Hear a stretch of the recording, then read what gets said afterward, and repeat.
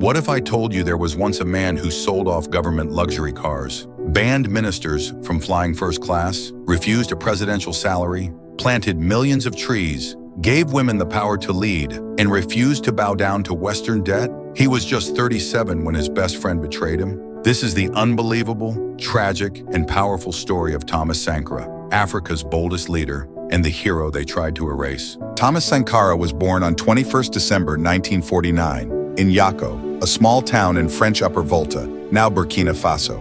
He belonged to a middle-class Catholic family. His father, Joseph Sankara, was a World War II veteran and a gendarme, military police officer, while his mother, Marguerite Kinda, was a strong-willed homemaker. Thomas was raised in the city of Gawa and later in Ouagadougou, where he attended a Catholic missionary school. From a young age, he was brilliant, excelling academically, and showing a deep interest in philosophy, history, and politics. His early life was deeply influenced by colonial injustice, and he saw the inequality faced by Africans under French rule.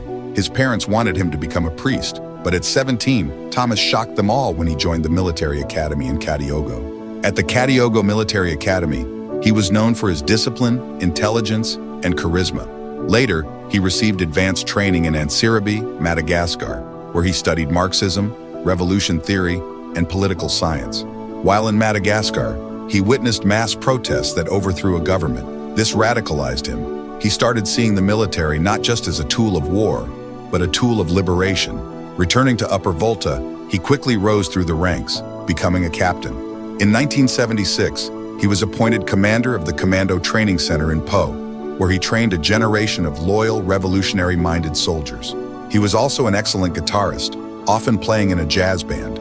During his time in the army, Sankara received several commendations for discipline and service. While the exact names of medals are not always documented publicly, he was highly respected for excellence in commando training, strategic brilliance in organizing internal defense, integrity, earning the admiration of peers and citizens. He was also briefly appointed Secretary of State for Information in 1981, but resigned when he realized the government was corrupt, said, "Misfortune is a good school. The misfortune of others must teach us to avoid our own."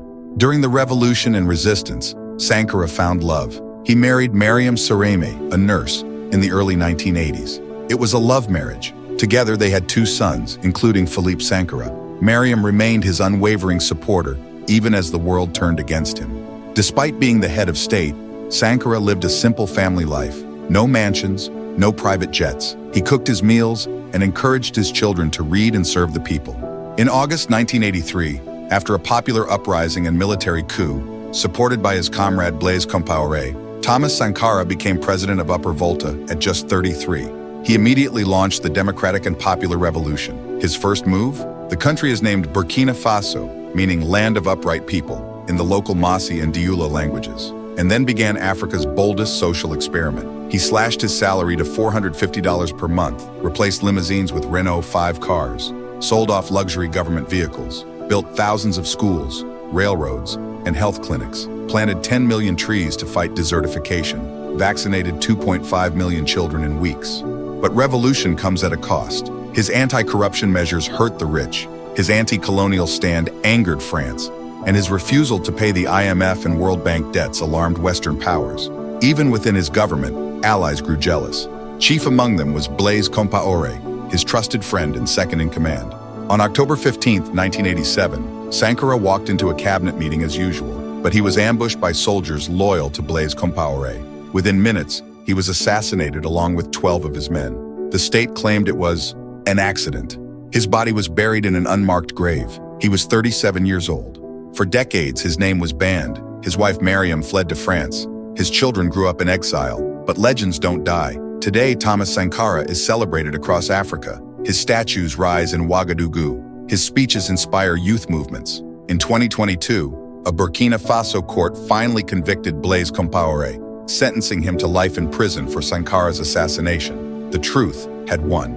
He had no palace, no offshore bank accounts, no designer suits. And yet, he remains one of the most loved leaders Africa has ever known. He once said, "While revolutionaries as individuals can be murdered, you cannot kill ideas." And he was right. Thomas Sankara, the upright man, the soldier of the people, the voice of a free Africa. If this story moved you, share it. What do you think leadership should look like today? Subscribe for more untold histories.